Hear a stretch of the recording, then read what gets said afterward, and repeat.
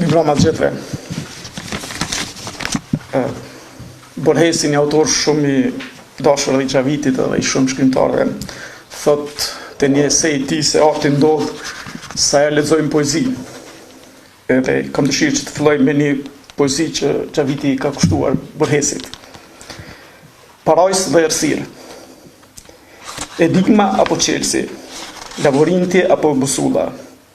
Njeriu s'flet për vetveten që se nje. Bibliotekat janë strej, shenjte e librave të huaj. Parajsë e madhe me lule metafizike. Dikur ishte një mbret, pastaj erdhi tjetër. I mirë ishte edhe ai, nga pak i mirë ishte. Pastaj ja bën të tjerë, një hiç, një klon, një kukull. Një tjetri s'dua t'ja kujtoj emrin, veç se pati shumë diktator dhe monumente, ëndrat çmendura me të lirë pardeksie. E voцke kasolja ime në botën e pafund, vendlindja braktisur në malin e zjarrit. Në errësirën e bibliotekës ruaj vetëm librat të tjerëve. Biblioteka është parajsë, atë dhe i jo mëkatarëve. Kopsht i pabanueshëm, parajsa, shenjti im.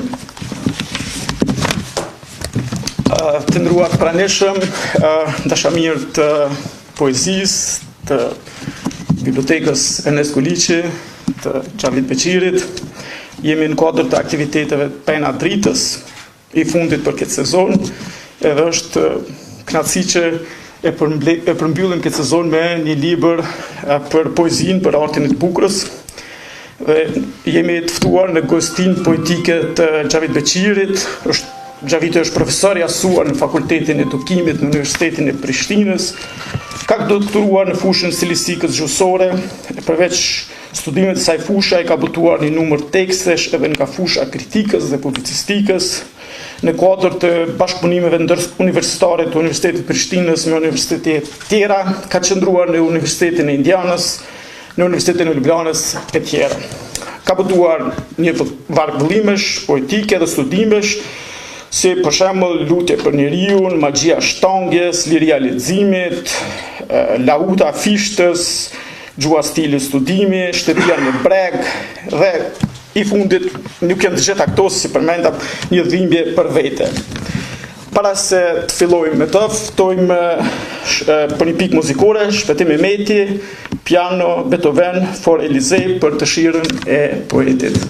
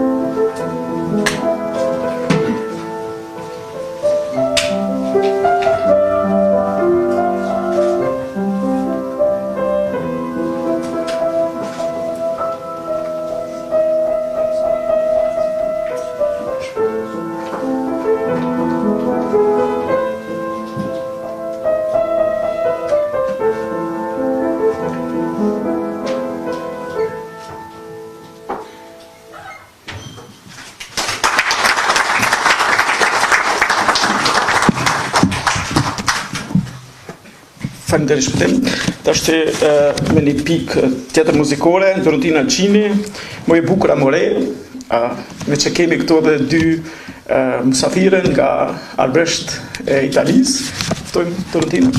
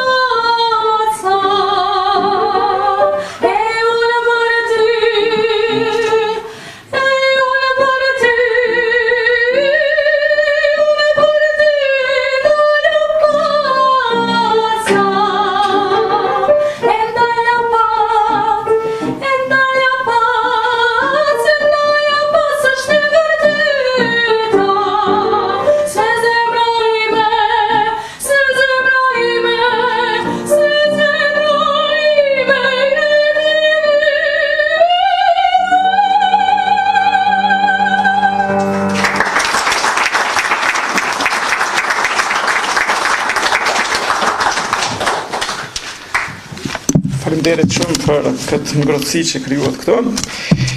Plasi që thash, mesin e tonë kemi dy zonja nga Arbëresh, të ftoj Antonetën nga Katundi Zef Serembes që të vjen këtu dhe na lexojë se të na përshëndet.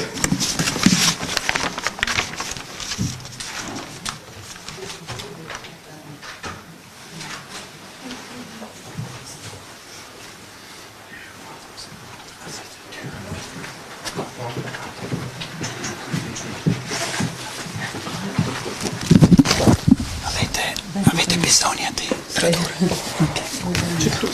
Ok.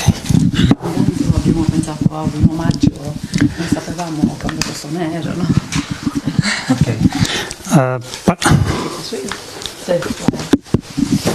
Due poesie, una è adesso lo dirò qua.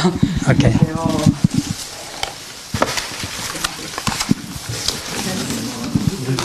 Ok.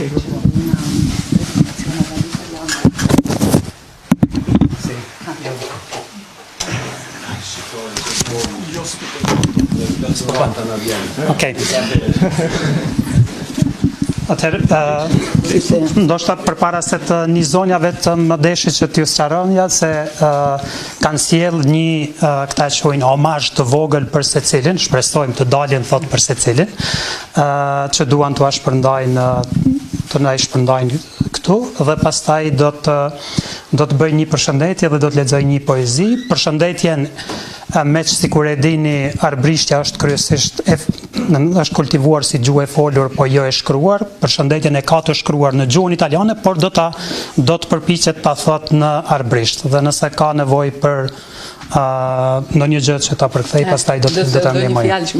Ma ja, ma ti fjet shumë mirë. Pres Ravelina se capivase la poesia. Ok, atëherë po presim zonin Rafael. Gli omaggi sultim, një është një poezi dhe un autore ka shumë Sofia. Një poezi që sultim është dhe un poeta që qëndroni shegur pa Omer, që është ka shumë Sofia. Njëtër invece është dhe Giuseppe Serembe, që ju këtu e së rrinë Zef Serembe, që ka Katundi im. Purtroppo, si ju tha ambasciatore, një ditë di ovase Arbëresh, ditë fiasco, ma anche ditte scruagno e një ditë di ovase, quindi non siamo capaci, è stato io e Tom, io e di ovase in italiano, purtroppo io, Raffaellina nel parlare, nel leggerlo, è molto brava se io. Quindi io voglio una traduzione dall'italiano all'Arbëresh. Allora tu puoi fare i saluti finché lei non arriva. Ah, ok. Bene. Così ne prendiamo tempo. Ok. Mirë mërmajtitve, jemi shumë kujtjenësa të jemi ju me ju sonë këtu. Ju falenderojmë shumë, in maniera particolare falenderojmë su eccellenza vetë miftari, sa të nëmbitarmi. Për ne Arbëresh është un onore sa të jemi këtu me ju sonde e sa të jemi të vetë tonet d'origine, Shqipëria e Kosova, që për ne skurse janë ajuma e jatim. Shkur ishim të vikra, na foltim Arbëresh. Foltim Arbëresh, shkur ishim të vikra, e për ne ju sonde jeni motra e vlezra. Shqiptar, një familje e madhe, e kam shumë emocion. Për ne...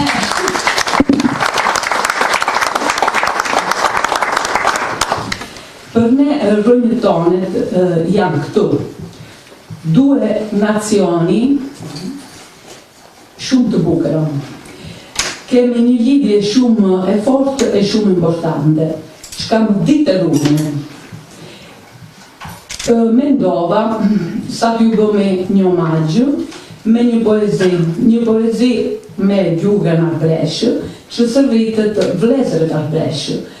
Autori është i shegur, pa Omer, ma mendome se nuk jetë ka shumë Sofia.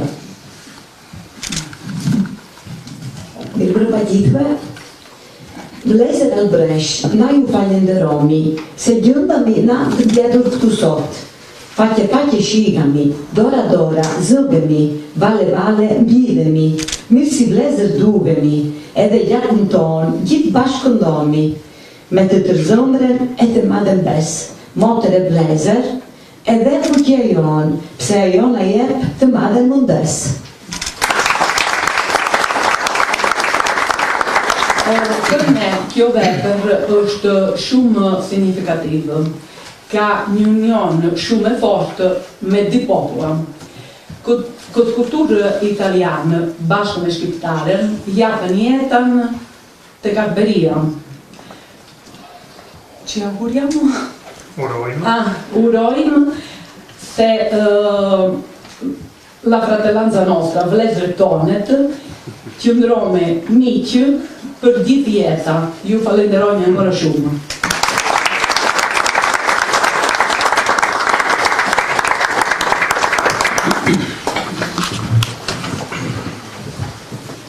Faleminderit shumë për zonjave atneshe. Kultura jonë është gjithmonë mirënjohëse për rolin e juve tepër të madh në historinë tonë, sidomos prej rilindjes së këndej. Ishte derada një lloj apostulli i asaj lëvizje dhe i krejt zhvillimit të mëndshëm. Prandaj faleminderit shumë që na bëni kulturën tonë edhe më të bukur edhe më përmbajtësore. Sot jemi mbledhur pra për të dëgjuar dhimbjet e Xhavit Beqirit, dhimbjet çaj thot i ka për vetë, por në fakt i ka shkruar për ne. Tani shohim se si këto dhimbje e lezuar për e studiusit për perimetrore.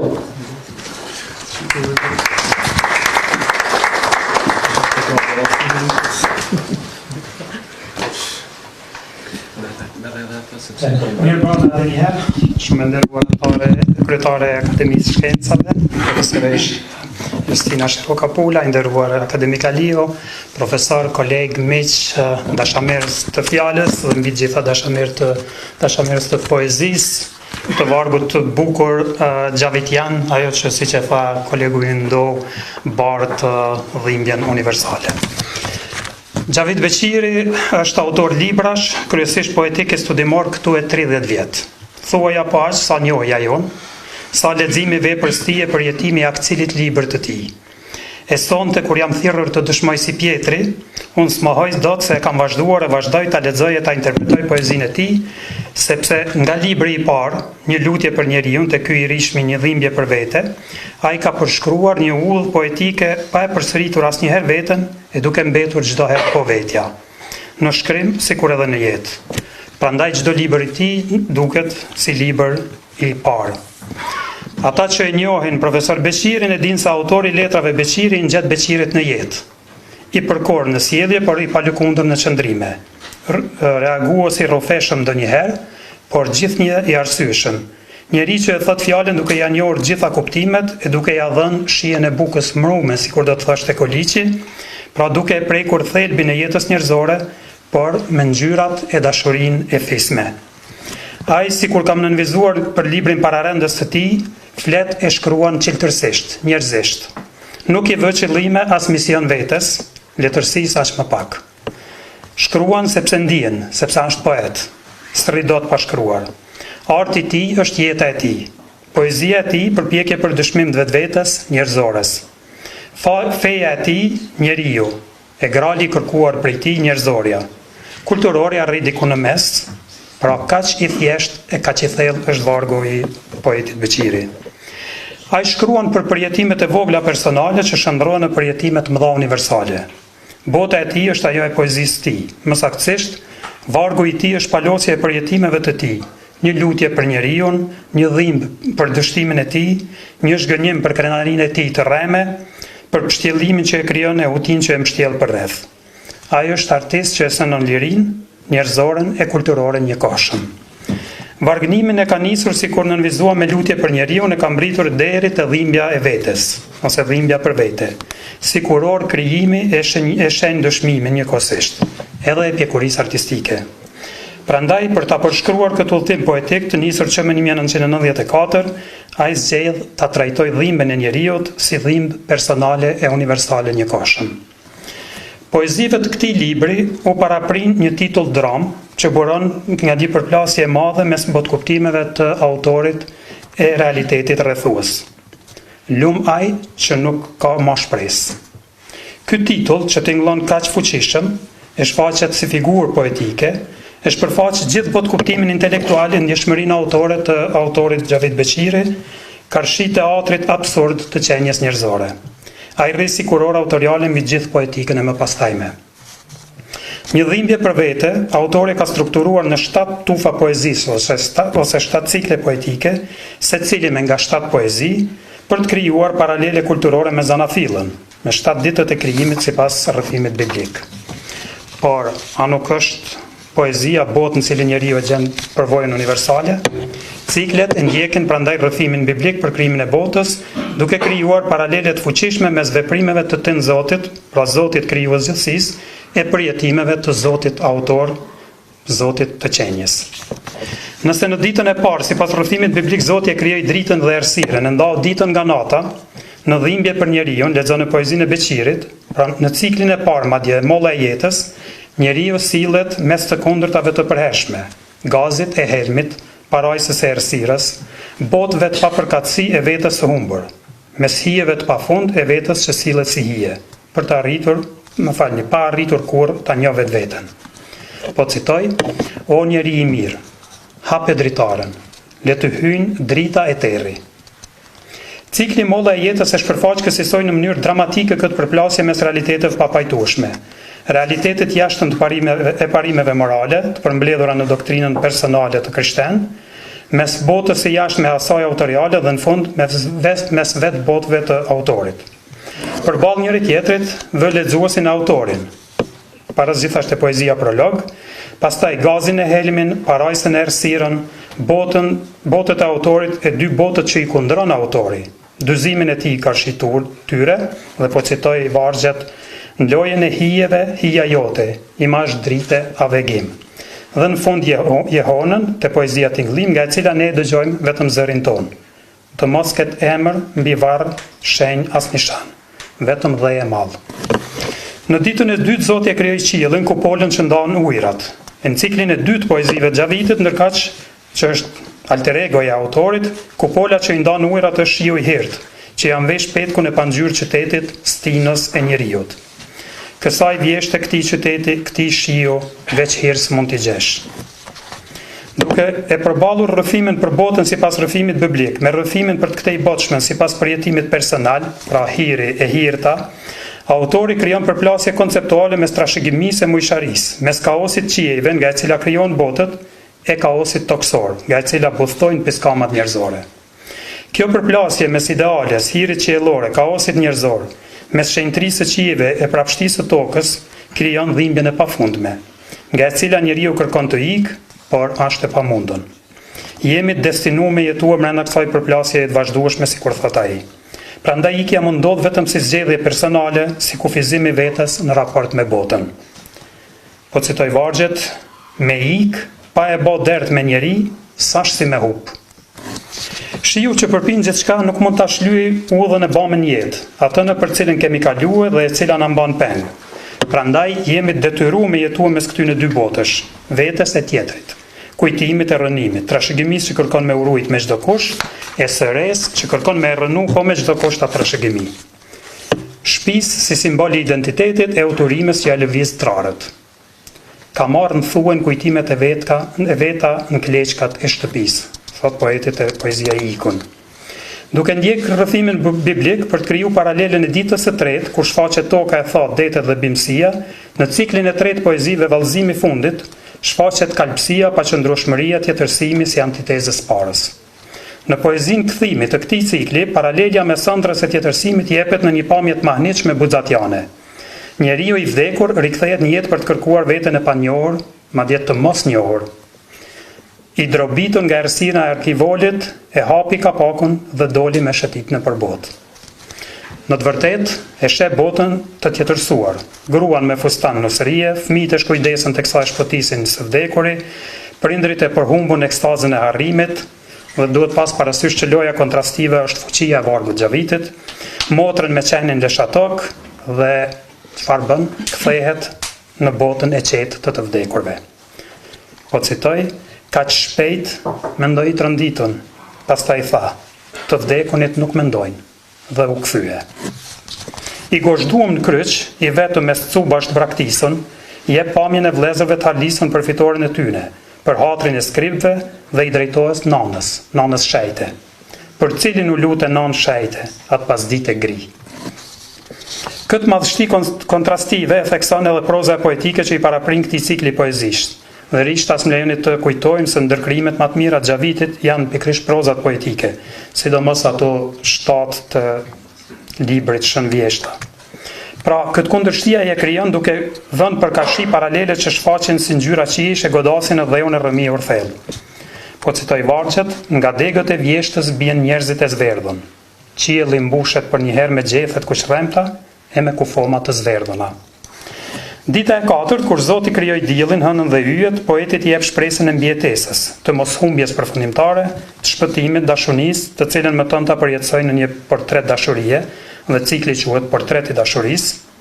E para që i vjen në ndihmë sipas poetikës gojore shqiptare, e bartur si trashëgimi shkrimore deri te fishta, është zana. Dhim trupi, spaku përkohësisht, pa therrje zemre, duke u njëjtësuar me detin e qetë, por i shkujdesën. Po citoj, ish larguar mjaft nga bregu, dhe nuk di a ka me ndigjuar kush thirrjen e saj. Poezia Zana. I vetëdijshëm se ky është vetëm çast kalimtar, se profania poetike ka me e tërheq drejt fundit, ai nuk dorëzohet. Sado viktime varur në shpresë, do që të jetë shembull për ata që këmbgulin të mos dorëzohen. Një Sizif në paqe me gurin e me Zeusin, mbërthyen nga dashunia, do beteja me vdekjen. Kjo betejë pra është vendos atë drejt gjykimit të madh, me jetue për me dëshmue, siç thoshte edhe atë Plumi. Por tashmë është e pamundën, sepse dëshmia e tij s'mund dëgjohet për te i klithmës tij, për vetveten e tjetrin që është si ne. Prandaj i dorëzohet fatit. Betejë e tij është ramja e tij, kujtimi ngjallet vetëm si mirazh. Mbështeta kokën, thot, në prehnin e një ëndre, dhe i luta hyin, mos më zgjue. Mirazh. Zana që e kish ftuar me i diftu udhën e paqes mbi botë tashmë i shteshuar. I plagosën mbrofa mbi habi, zana angel në hi. Dita e 5, kur krijohen peshqit dhe shpendët, për poetin tonë është ditë reflektimi, raskapitje nga përpjekja për dëshmuar për njeriun dhe pushtimi ditëve, si për t'i parapri asaj që është fati përmbyllës. Ai merr pamjen e plakës në një përshkrim sarrën qefës po aq mahnitës poetik, që rri në pragun e shtëpisë dhe vrojton botën që i rreshqet përposhtë pragut. Në prag të shtëpisë rrënmenueshëm, dorën plot rrudha vnuen faqe, shikon detin nga agu në prarim. Pamja e plakës që pret të birin pragun e shtëpisë dhe lutja buxatiane, mos e bë Zot një kolombre, është pamja që heq velin e ditëve. Zhvesh një përpjekje dhe thur këngën e pushtimit, që është kënga e dëshpërimit. Sot është e diel, dita e kryqëzimit të lutjeve, në poezinë e diel. Dita e 6 është dita e lumturisë qiellore. Sipas Biblës krijon kafshë toksore dhe njeriu. Këtë madhështi qiejsh, poeti e zbret madhështinë e asaj që mbahet si qendra e perëndimit, Romës, dhe prandaj cikli Roma. Në 7 poezi për të ai shfaq kulturën e njeriut, madhështinë e qenjes e mëkatin e trashëguar si kryqi mbi kulturën tonë. Në ditën e 7 Zoti pushon nga vepra e krijimit. Po çfarë bën Zoti kur nuk krijon? Pse autori e thyn këtë traditë? Sepse dëshiron të ballafaqoj urtinë qiellore me lakminë toksore, pastërtinë e qiejve me përrojnë e pasioneve toksore. Prandaj, sikur vë në provë njeriu para madhështisë së Zotit e pengut vet, të qenët i adhuruar. Poeti ja krijon këtë mundësi në ditën e 7, që është, siç tham, dita e sprovës, dita e krijimit të rrem. Shentor i ftohtë si morgu, thot ai në poezinë Njeriu i kohës. Adhurimi, shentia që e kërkon për vete janë të përkohshme, derisa t'i kthehet në paqe dheut në të sosën të kohës. Dita e 7 e tij është dita e krenisë së rreme, e përhumbjes përfundimtare kur sprova ndaj Zotit krijues bëhet sprovë për të përligjur dredhinë e vet përjetshme, ngjizur qysh në Zanafill.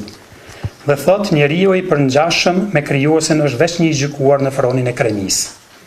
Këtë i buron gjithë dhimbja e madhe e poetit për veten, kupto për njeriu, për sprovën e tij të rreme, për madhështinë e kujtuar, për ëndrrën që t'i përpriq qiejt kur koha është kurdisën nga tjetër kush. Jo rastësisht libri përmbyllet pikërisht me vargjet, koha doli nga fjala e para fjalës nuk ishte asgjë. Nga koha doli njeriu e njeriu lindi ferrin, purgatorin e parajsin. Hyi mbeti i shtangur e tha, kthehu fjalë nga dole. Si përfundim, ky vëllim është sintezë pjekurie artistike e modeli gjavitian i komunikimit në poezi. Dhimbja është për të dialog me trajtat e njeriut që pështillet në vorbullën e vet, pa e gjetur kur fillin e vërtet të dignitetit human e të vlerave të një menta. Dhimbje për vete, figure praruar, një lloj vetë shkishërimi, vetë përjashtimi, distancimi. Dhimbja si akti më i lartë i refuzimit, pjesëmarrjes, pranimit. Çfarë ngjet për rreth e lëndon botën e poetit. Në ngjall reagimin e tij, por ky reagim mbetet brenda tij si dhimbje përhershme. Ai refuzon të marrë pjesë. Dhimbja e përthekon ndjesitë artistike e kuptimësitë intelektuale. Është qëndrimi i tij ndaj botës së këtejme. Karshi saj, Beqiri krijon pozicion të fortë, sikur e dinë gjithë ata që e njohin mirë, asgjë që ndodh s'më përket. Rrjedhimisht, asgjë s'më entuziazmon, asgjë s'më dëshpëron. Jetoj në botën e idealeve të mia, të përkatësisë që shkon përtej realitetit. Ai prandaj rri vetëm, por rri lart, aq lart sa s'mund të preket. Aq sa jehona e dhimbjes tij nuk dëgjohet aty poshtë. Ajo përjetohet si jehon e artikulohet vetëm si pëshertim. Kjo i përket autorit, është dhimbje e tij, paqja e tij, dashuria e tij për tjetrin, për njeriu. Faleminderit.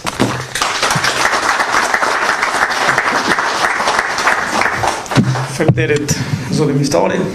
Tani është rradha e studiusit Raman Paqarizi.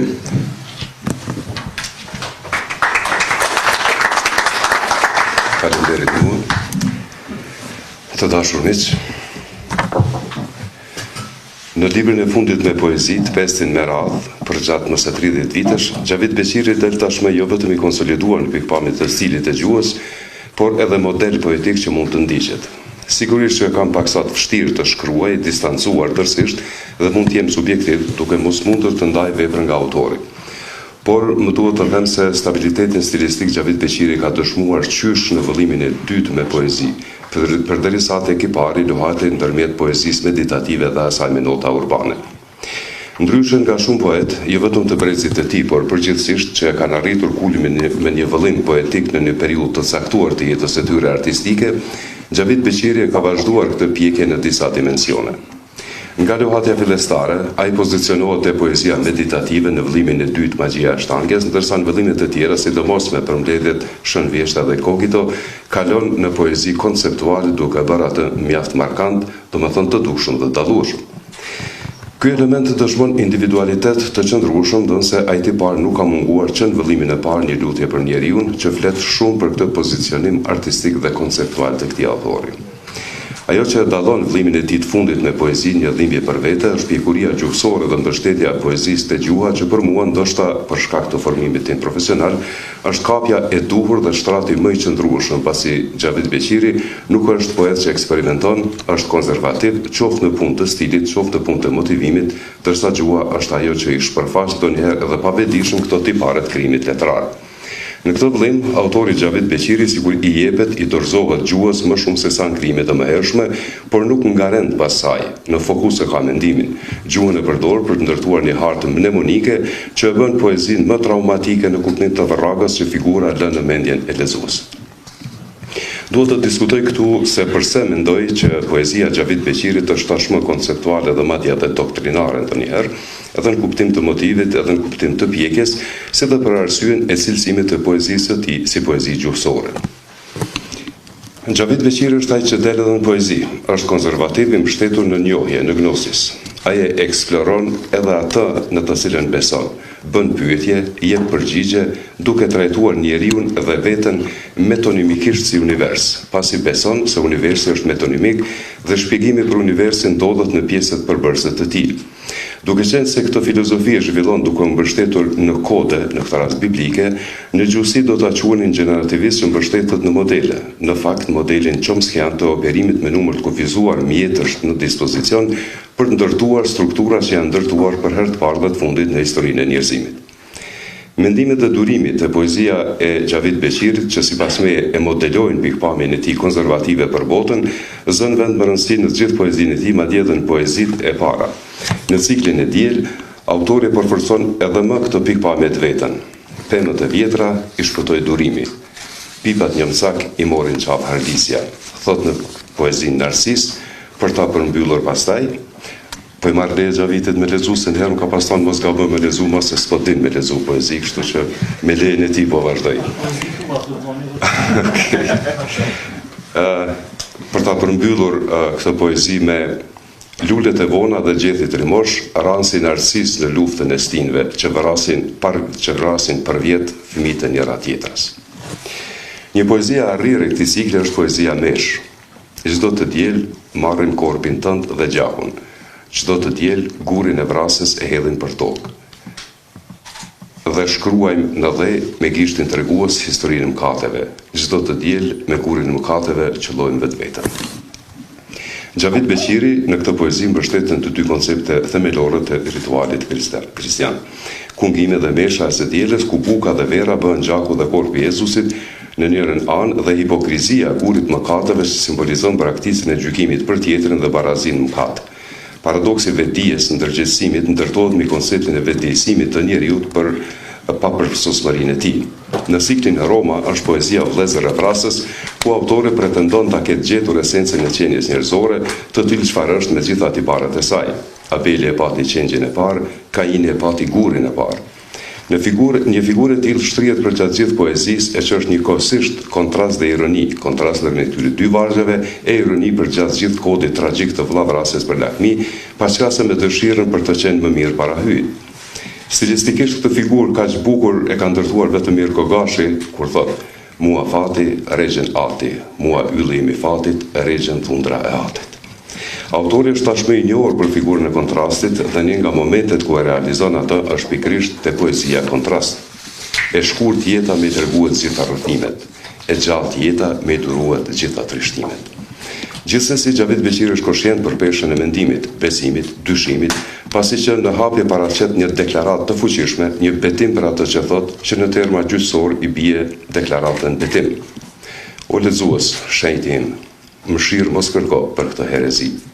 Falenderoje atin, gjyqin bëhet mua. Do me thënë, autori këtyre poezive e ka krejt të qartë ato për të cilën flet. Nuk janë rrëshqitje, janë mendime, për të cilat është i gatshëm të qëndrojë deri në fund, madje edhe aty ku do të kërkohej pendimi sublim.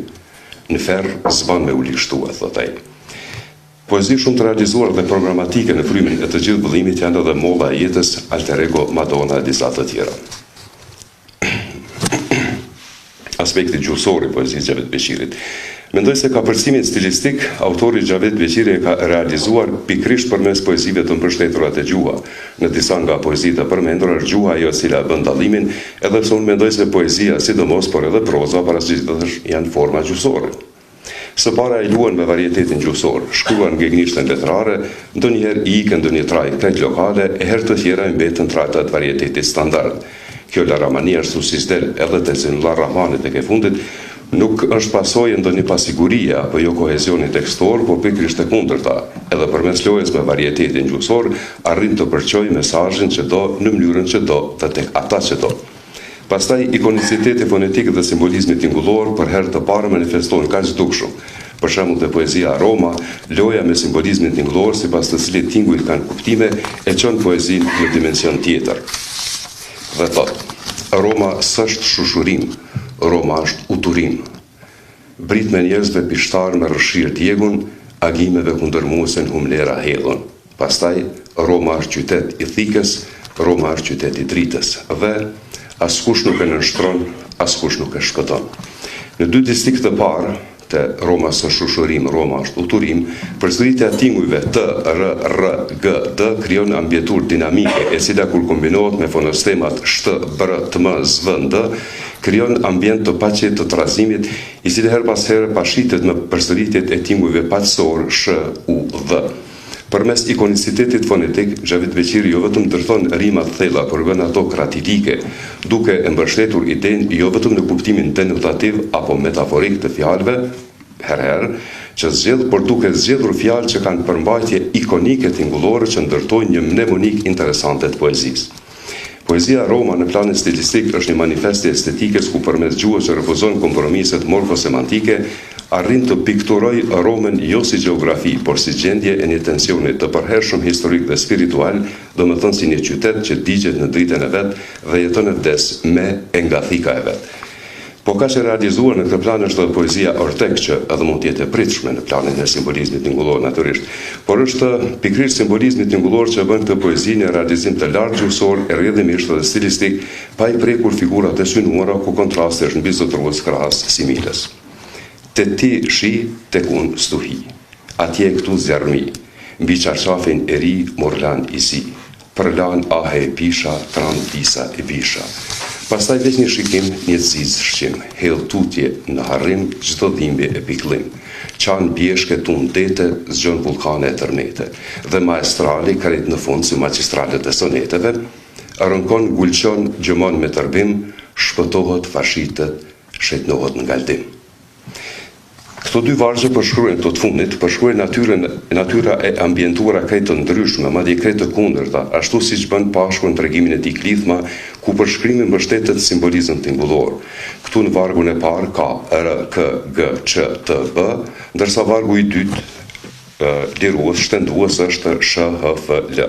Domethënë te kjo poezi, e sidomos në dy vargjet e fundit, arrihet kulmi i gradacionit fonetik, duke kaluar nga kakofonia e tërbimit te harmonia e galdimit. Vargu rënkon, kulqon, gjëmon me tërbim, mbizotrohet nga vibranti R, që në pikpamjen e Platonit është tingulli i lëvizjes dhe dinamikës që kombinuar më pas me nazalet N, M dhe T në shpërthyese krijojnë një atmosferë mbytëse. Ndërkaq vargu i radhës shpëtohet, fashitet, shejtnohet në galdim, është katarzisi ku përmes përsëritjes së tingullit sh që në tërsi njësje e literacion, realizohet ambientura e shfryrjes, e rënies presionit dhe fashitjes së tensionit që krijohet në vargun paraprak. Gjithashtu, kjo poezi, në kuptim të vënies metrikës dhe rrimës në funksion të rrëfimit, më kthen të askush tjetër post të mjeshtri madh e poezisë Ndremjeda dhe të trilogjia maestrale e tij Ëndra e jetës, ku dinamika dhe tipi e emocionit latohen në metrikën e përkryer. Se Xhavid Beqiri është poet i konsoliduar, markant dhe me individualitet të shquar, e kanë thënë edhe të tjerë që kanë shkruar për të që nga viti tashmë i lagërt 1994, por me këtë vëllim, si dhe me prozat poetike Shtëpia në breg sidomos, Xhavid Beqiri i siguron poezisë së tij një petk të arrirë gjuhësor, që të cilën unë e shoh si një vlerë të shtuar për te konceptualizmit që karakterizon poezinë e tij, sidomos nga shënvjeshta e këtij. Tek e fundit përsosja gjuhësore vërejhet te finesat, përmes lojes me trajtën e pashquar që në titull, një dhimbje për vete dhe jo për veten, Xhavid Beqiri arrin ta përqoj fundamentin e konceptit të tij filozofik, vënien në shërbim, teksa dhimbjen e do për vete dhe jo për veten. Tani loja me një element në duke kaq të paransishëm është në të vërtetë thelbi të gjithë filozofisë, pasi poeti këtu nuk i shkruan ode dhimbjes për veten, por me këtë fiskulturë gramatikore bën që të flitet për një dhimbje që mbahet për vete. Një bartje të këtij filozofike natyrisht në një tjetër lloj motivimi haset sipas mendimit tim te poezia kolosale e Abrahamitit Dashunia paskajore për Shqipen, ku poeti thotë: "Kam e dashur për jetë edhe mbas vdekjes, sepse unë nuk duhet të vdes, por kam e vdek." Pra nuk duhet të vdes, por kam e vdek. Është sentencë filozofike e paketuar gjuhësisht, pra edhe poetikisht, në mënyrë më mjeshtrore të mundshme, ndërsa finesa dalluese është nuk duhet të vdes, kundrejt kam e vdek. Te Xhavid Beqiri dallimi ndërmjet për veten dhe për vete është dallimi kolosal, është pikprerja filozofike, pasi kur i këndohet dhimbjes për veten, synimi është të tregohet ajo dhimbje, por kur dhimbja është për vete, ajo nuk tregohet, bëhet për vete, durohet, që do me thënë se nëse flitet për sakrificën për shembull, në rastin për veten nuk mbetet më sakrificë, pasi shpaloset, bartet e të tjera, ndërsa në rastin për vete, ajo është sakrificë pasi mbetet e vetja. Prandaj, në këtë plan, poezinë e Xhavid Beqirit e shoh si poezi gjuhësore, meqense përmes finesave gjuhësore e mbështjell konceptin e tij filozofik. Faleminderit për durimin.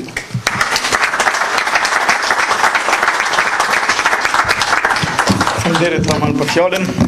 Tani rada për një pikë 3 muzikore, Dorentina Gjini, Qelni moj lule. Qelni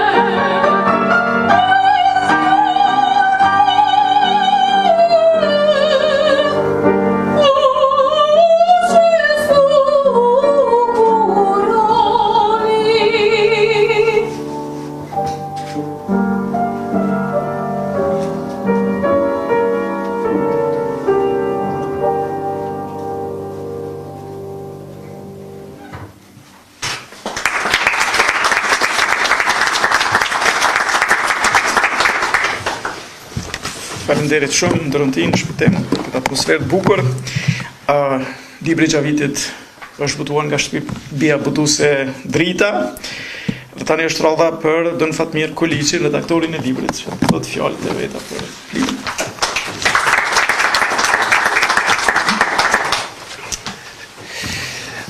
Mirëmbrëma gjithëve. Atëherë pasi si shkrimtar mësu me fol për libra e si moderator nuk na I përshëndeti disa miq të nderuar, unë si zoti I shtëpisë dëshiroj me I përshëndes disa në mënyrë të veçantë akademiken Justina Shiroka Pule, kryetaren e Akademisë së Shkencave dhe Arteve të Kosovës, e cila na nderon shpesh me praninë e saj, akademikun e nderuar Ali Aliu, studiues I pasionuar dhe po ashtu që shpesh na nderon me praninë e tij, ju falenderoj nga zemra. Akademikun Kujtim Shale, këtu dikon kemi, profesor Muhammed Hamidin, profesor Etem Çekun, po I shoh shkrimtarin Nazmir Ramanin, Naime Beqiraj, poetë dhe drejtoreshe e bibliotekës, e pam, Hifzi Sulejmani, shumë profesor, miq të nderuar, familjar të profesorit, autorit Xhavit Beqirit. Kur autori Xhaviti, tash edhe si mik, më pati dhënë ndërshkrimin e librit të tij që po e promovojmë sot, më kërkoi ta bëj një lexim me qëllim që ta përgatisim për botim, përgatësisht edhe të jap një vlerësim timin, u gjeta pak ngushtit sepse unë nuk kam shkruar kur për poezi, as nuk kam folur kur për poezi. E kuptoni tani se unë kam një dro ta bëj këtë për poezin, pasi spari nuk jam poet, më mungon ai nervi poetik. E së dyti, disi e ndjej se ajo më te kalon edhe si form, edhe si kuptim. Megjithatë, kjo që e tash nuk më le larg poezis as artit poetik, si një afërsi, nderimi dhe admirimi sa herë takohem me të. Vetëm se droja mbetet. Me këtë dro, për brenda meje, po I them disa nga mendimet prej laiku këtë fush, pra për librin.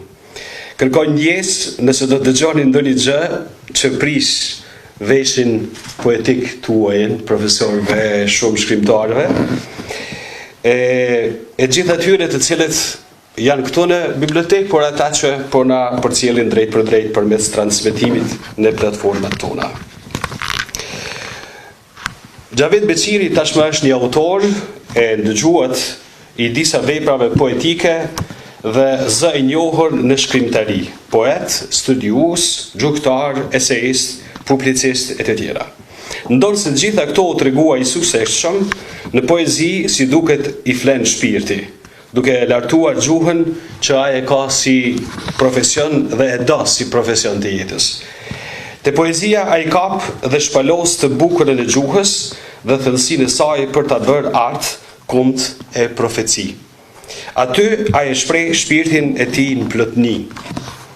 Poezia e Xhavitit shkruhet në një topos mendësie që I ka te kaluar tashmë zërat ideologjik dhe popullor në kuptimin e mbitheksimit funksional e konsumues të periudhave të caktuara. Ajo rre natyrshëm në shtratin e artit poetik bashkohor, të pjekurisë artistike, estetike dhe semantike, të teorive dhe figurave që marrin universalitetin e tyre të përtejkohshëm. I përket kësaj gjenerate që ban poezi, I kuptuar poezia edhe në aspektin etimologjik, edhe në atë semantik. Si art poetik të përbotshëm, jo për të shprehur një emocion, një revolt, do si do e të beft, por për të treguar dhimbjen e përbrendshme e njerëzore si esencë dhe ekzistencë reales. Thellësinë e poezisë së Xhavitit nuk është lehtë të kapet. Ajo ka një dëndësi që nuk depërton kollaj. Ajo e kërkon një lexues të pjekur dhe një paradije hermeneutikës biblike dhe ekleziale, ku këto që do t'i them shumë shkurt pak më vonë. Do të mundohem që t'jem sa më shkurt, edhe mos me gabu në isen ndërkohë. Libri me poezi i autorit Xhavet Beqiri është i ndarë në 7 cikle poetike që bashk e krijojnë një tjerësi shkrimi dhe e kam quajtur si një lloj liturgjie poetike. Liturgjia nga gjuha greke, leiturgia, që është në parim në gjuhën e popullit grek, shërbim publik në të mirën e popullit. Më vonë në gjuhën biblike, në Beslidhjen e Re, e më vonë në gjuhën kishtare, kjo e merr një lutje publike, kulti, eukaristia, mesha, që e gjejmë pastaj edhe te poezia e tij mesha. Poezis, që në greqisht do të thonë me ban, me krijuar, me prodhuar diçka të veçantë, që autori e ka bën si shej, që greket e quajnë një misterium, e latinët e përkthyen në sakramentum. Shej për të hyrë, për të zhytur në botën si të tillë, me vetdije e pa frikë, sepse ajo duhet të përshkohet për ta jetuar apo kapur në thellësi. Këtë tanësi poetike, autori e ka zgjedhur me intencën e saktë semantike kuptimore.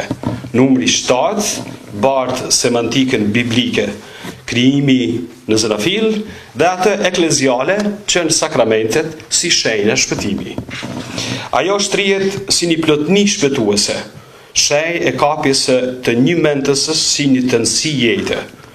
Edhe eminimi i tyre është përzgjedhje e titullit për një prej poezive të cikleve për kacën. Nga pjesa e parë, molla e jetës, ku autori shkon drejt në zanafil për ta nxjerrë shkakun e të keqes dhe pasojat e saj që kanë shkërmor qenjën dhe qenësin, poeti përdor figura që shpërfaqin luftën e dhëmshme të njerëzisë në rrjedhën e jetës ndërmote. Si ajo alter ego, një pamje shndruese e qenës që ai e tregon, e deri te e fundit njeriu dhe koha, që mendoj është një manifest i filozofisë biblike dhe një teologji poetike e njeriut në kohë, mes Kairos dhe Kronos. Këto dy fjalë dhe këto jo vetëm, poeti e nxjerr një tension augustinian, tensioni i pranisë dhe të bamës që është në potencë. Njeriu e krijon kohën, ma mirë me thonë, e ban kohën, i jep kohës atë që ajo është, apo si që thot vetë poeti, koha matet me njeriu në saj. E Shën Augustini do të thot, çfarë janë njerëzit, ashtu është edhe koha. Ne jemi koha. Kurse koha është toposi apo vendi i të qenionit njeri. Ky relacion ontologjik ditëzohet me dritën e gjonit, te koha e dritës, që autori e merr si intertekstualitet nga prologu i Gjonit, që është rreshtat 8 deri në 11, që erdhi e u bë pjesë e kohës në mishrim apo në inkarnim. Që në takimin e parë, kur u takova me librin, me titullin e librit, kam krijuar një perceptim të vetëvetishëm se autori ka përdor një përqasje dhe një mendësi të kishtarit biblik, si një i urtë që me guxim futet në shtektimin e dijes për të kapur të një mentën e botës, e cila bëhet një dhimbt, e për autorin ton bëhet një dhimbt estetike. Nga kjo që u tha, mund të kuptohet qartë se poezia e tij, për nga shtresa kuptimore dhe filozofike, rrej natyrshëm me shtratin e kodit të madh që William Blake e ka emnue të detërsisë perëndimore. Kjo si në stil, si në figuracion dhe si në semantik. E njëjta mund të thuhet edhe për lidhjen e tij me poetët e mëdhej të identitetit kulturor tonin, kombëtar shqiptar, që nga Budi e deri te poetët e ditëve tona të këtij botkuptimi.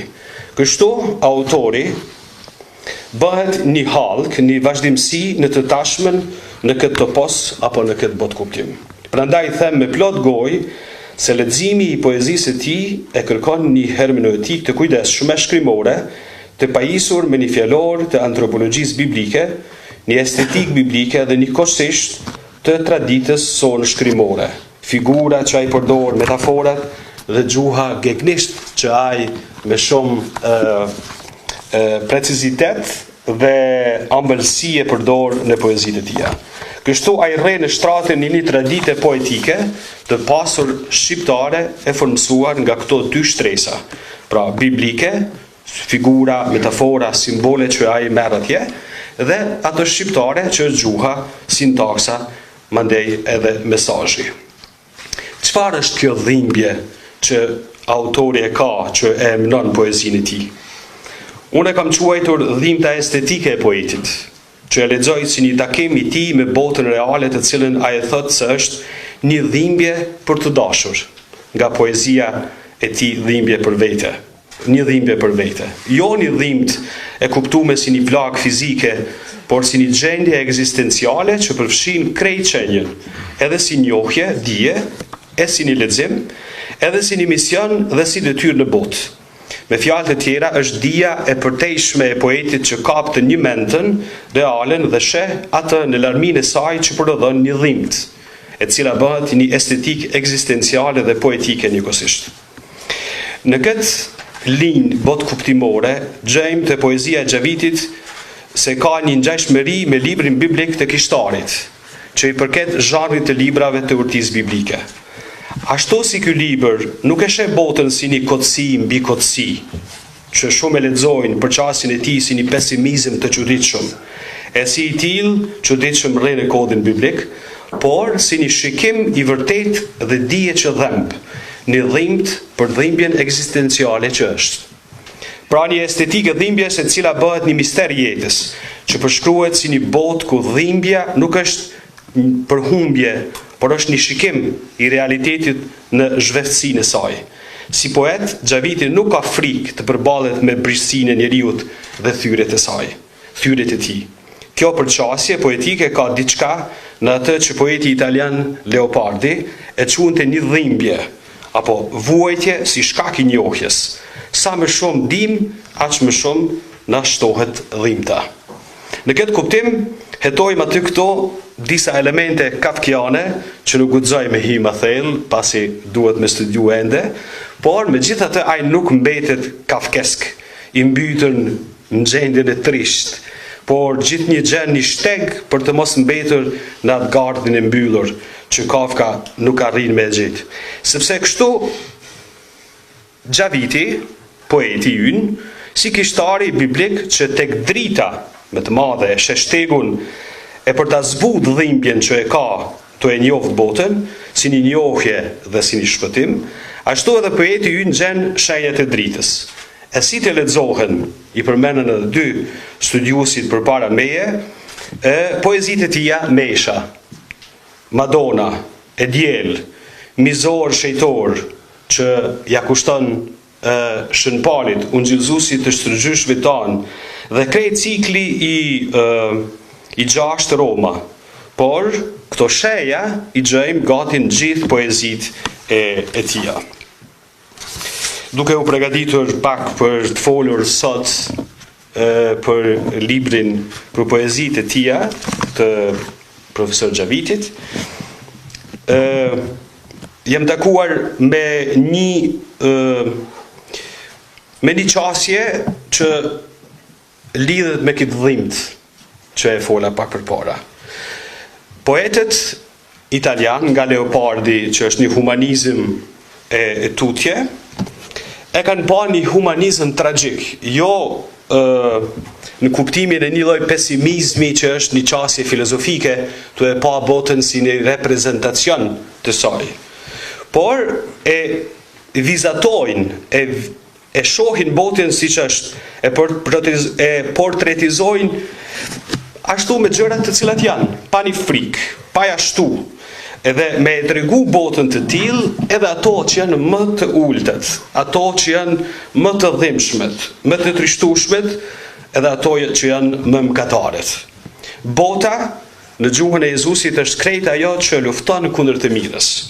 Një gjendje apo një filozofi e dhimbshme, por e vërtet. Ja se të njohësh e të thuash të vërtetën bëhet një dhimbt, sipas këtij humanizmi tragjik që italianët e kanë quajtur. Poeti nuk do me heq dhimbtën, por me ba një pasqyrë gjuksore nëpërmjet të cilës pasqyrohet realiteti faqe-faqes. Poeti e takon realitetin, pra e takon botën, nuk ka frikë, nuk e krijon një lloj imagjinate jashtë botës së tij. Por ai në humnerat e saj, aty nuk mbërrin, shkon aty ku nuk mbërrin as mendja e zakonshme. Mendja poetike e kap atë dhe e shndron në figurë të ndjeshme, gati se prekse, e kjo gjithmonë dhemb. Mund të them se pikërisht në këtë pikë, mendja arrin me kap të vërtetën. Pra, arrin me kap të vërtetën përmes një shikimi poetik. Në këtë mënyrë, ai mbërrin me ba dhimbje të një figurë estetike. Depërtim në thellësinë e reales. Poeti nuk është një vajtues sentimental, por një dijes estet i botës dhe formues i asaj që është, ashtu pa maska e pa mburoj të asaj që fsheh brishtsinë apo ulësinë e kësaj bote. Syri poetik ka atë që mendja krijon, por se nxjerr dot pa dimensionin e tij poetik, atë që të bukurën e menduar. Prandaj poezia nuk është vetëm një sentiment, por është një mendje që del nga bota jonë me një afektivitet të përpunuar në mënyrë estetike. Një dhimbje, përmes depërtimit në dhimbjen e botës, krijohet horizonti i shpresës. I një bote që duhet të krijohet, i një bote që ne e duam, ajo që nuk është ende, e shohim të zymt me plot dhimbje, por e duam ndryshe. Atë që momentalisht e vuajnë për me ba si një instrumentum salvatoris. Nuk ve e përdori redemptoris, sepse kjo është i përket vetëm Krishtit dhe Zotit, po ne mund të bëhemi si mjet shpëtimi për të tjerët. Një dhimbje për vete është një estetik e poetit për të nxjerrë botën nga dhimbja e dhimbjes tij. Ai bëhet poet, poezis në kuptimin e plotë të fjalës, pra ai që krijon, ban, lexon botën pa dorashka, me guximin e profetit. Prandaj poeti është profet. Kështu poeti duke nxjerrë të vërtetën e kulluar në sipërfaqe, ai jep shpresë, ai nuk vritet në tragjikën e botës. As të botës reale, e as të asaj të krijuar prej shpirtit të tij, por e ngreh atë në një vravashk shpresëdhënëse. Poetit nuk i ka hije më kon pesimist, i pa shpresë. Poeti që vdes në luginën e kësaj bote, ai nuk është poet. Shndrohet në fatalist e një mohues të misionit vet. Xhaviti është një poet guximtar që me një shpirt profetik arrin me përshkruaj shtigje shpresë. Lexon edhe atje ku friksimi mund të vahet një verbëri fenomenologjike që largon prej përballjes me realen. Ai na tregon se njeriu është i aftë të krijojë diçka përtej asaj që të kurret në realen ton. Sheh përtej e ban të matanshmën që ta përqafoj si një shtektim estetik për të mos ra prej e shekullit. Njeriu nuk është i destinuar të mbetet në kufijtë të dukshmes, si një kafaz që ta marr frymën e lirisë, por të ngritet në botën e tij për të shikuar në thellësi plotninë e saj. E si arrihet kjo? Me aftësinë e imagjinatës, e kuptuar si kapërcim prej kurrjes nikeliste të kufishmës. Fjalet kanë fuqinë e mistershme të krijimit të botës artistike, që poeti ndërgjegjshëm e bën kujtesë të njerëzores dhe të universit.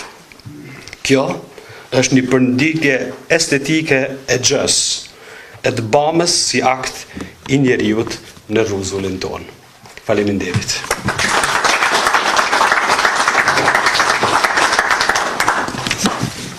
Faleminderit, don Tamer. Profesor Vebiun tha, tash do të flasë shte për poezi.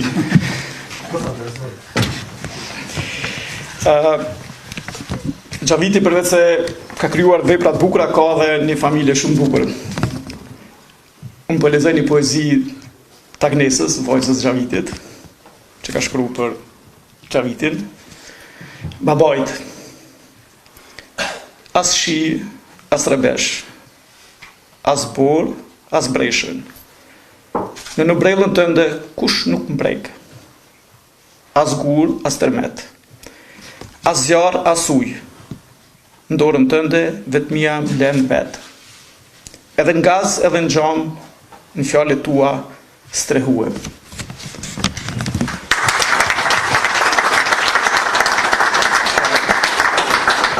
Xhaviti sot tharë është dita që jo të flisni për veprën e tij, për krijimtarinë e tij, për këtë vepër specifike, por tani është radha që ai vet të flet për procesin krijues, për këtë vepër, për raportet e tij me letërsinë. Besoj se pakush mund të flet më shumë se shkrimtari për veprën e vet. Fjala për juve, Xhavit.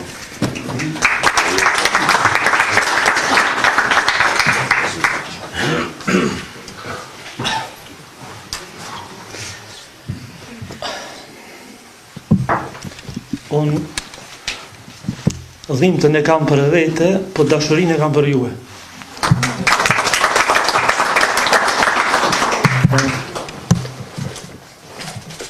Do të dëshiroja secilin veç e veç, me emër mbi emër personalisht, t'i falenderoja. Së vërtet jam shumë mirënjohës, dhe ju falenderoj me përullje. Ndryshe nga poezia, në jetën e përditshme besoj që jam shumë njeri rëndëmt, edhe ditën e kam të rëndëmt, rutinë. Po, kur më pyet dikush, po tham, a ka diçka të re, tham jo, falë Zotit, s'ka të re, me vjetra rutinë, rënoft rutina, s'ka problem. Shpesh herë, sinqerisht, tash nuk po flas si poet, flas si qytetar, si njeri, si prind, si fëmijë dikujt. Shpesh e pyes veten, çfarë kam bërë vërtet, që të jem kaq i bekuar me njerëz të mirë, cilët ma hiq pa hiperbol, pa figur, ma zbukurojnë jetën. Familja, kolegët, miqt. Prindit e mi tu, që ma kanë mësu urtësinë, s'kan mujt krejt, po një pjesë të urtësisë e kam prej tyre. Teuta, bashkëshortja ime, udhëtarja e jetës, ka qenë në fillimet e krijimtarisë time ajo cenzorja e parë, që tash e ka kalu këtë rol të Agnesa, edhe të princesha e shtëpisë, merr vendimet në mënyrë demokratike, po vendos vetë Francesca. Mbrome ka pas ditëlindjen, edhe nështë ta keni mujt me po që nga ka vesh, e ka marrë vendimin bashkë, që nga kret me uvesh me ndrejsa sportive.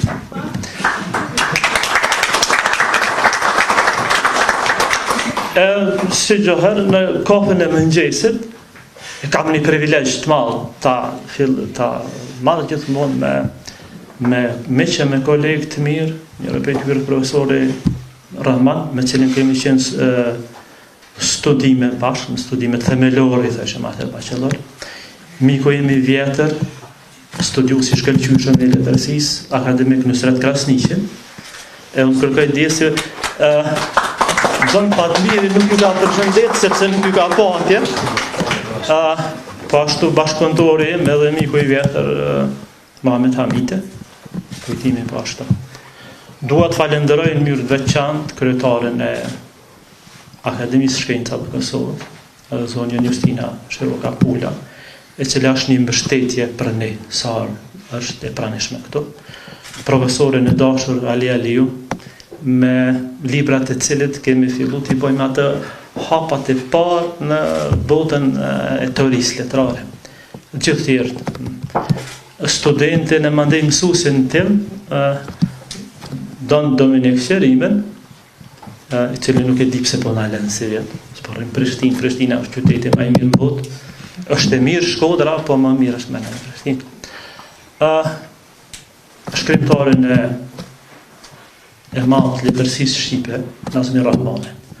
Poetin shumë mirë Demën, poetin po ashtu Kujtimin, Kujtë Shalën, dhe gjithë tjerë.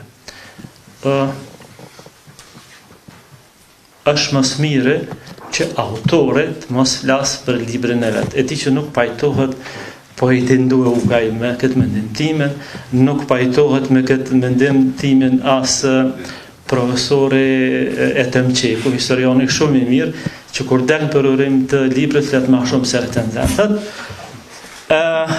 po se cili kemi ato pamje ndryshme. Unë vërtet ju falenderoj shumë, edhe sinqerisht, pa figuracion dhe është po flasë. Mos e mëri, po flasë në vetën e parë, ndihem shumë i bekuar që jam i rrethuar me njerëz të tillë, me gjithë ju që jeni këtu. Lutem për secilin, edhe falenderoj hyjin që jeni pjesë e jetës sime. Pa figurë. Faleminderit shumë.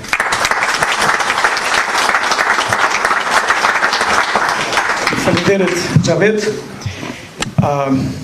Se cili studiues, shkrimtarës, pari është lexues letërsisë, krimtarisë këtë rast këto është shumë miq, kolegë, bashkëpunëtor të Xhavitit, edhe fjala është për juve. Kush ka diçka të thotë ose të pyet.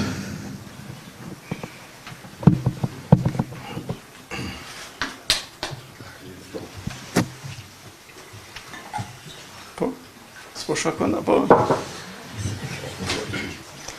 atëherë nëse nuk ka pyetje, është një pikë e fundit muzikore, shpëtim me mbeti e Frédéric Chopin, balad numër 1.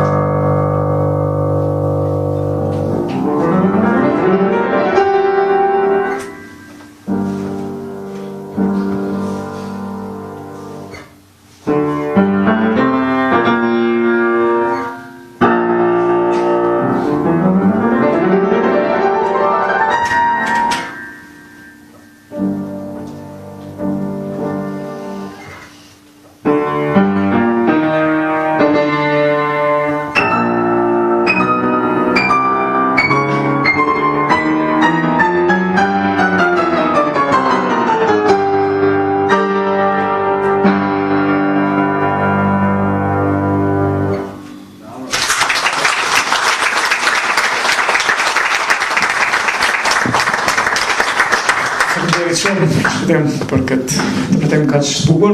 Fjala e përdon Fatmirin, Zotin e Shpirtit që ta përmbyll këtë aktivitet. Faleminderit shumë. Kërkoj ndjesë për mikun kanë herë kur mundohesh bigjet, më kanë sa më i vëmendshëm, gjithmonë nga një herë diçka të ik. Por vërtet për secilin për jush është një nderim për neve që ju kemi, sepse kjo bibliotek edhe pena e dritës është menduar pikërisht ta krijojmë një bashkësi ku i bashkëndajmë gjërat më të bukura kulturore tonat. Dhe për secilin është një vend konsideron e shtëpinë tuaj.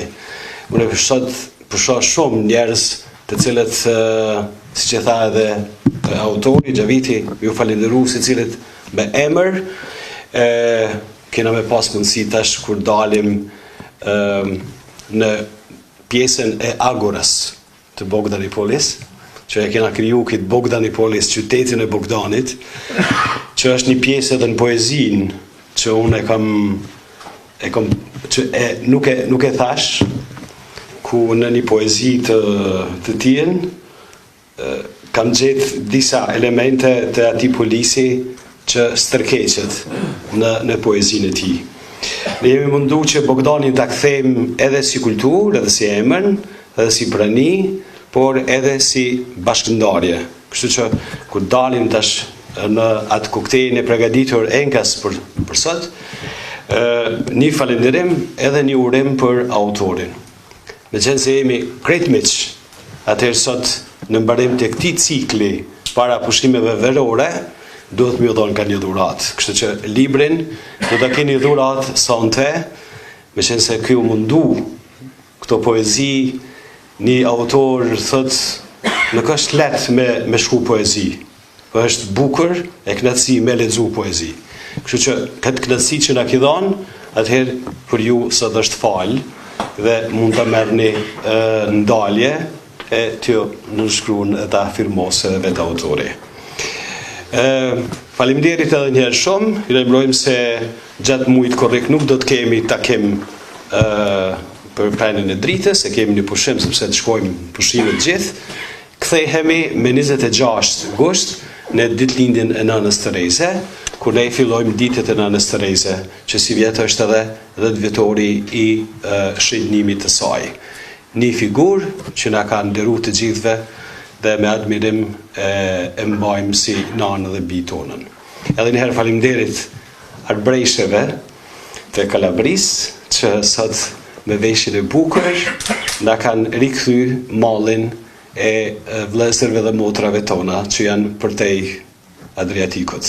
Dhe mbajmë me shumë dashni gjuhën, kulturën dhe lidhen me neve. Faleminderit shumë, e shihemi në takime tjera.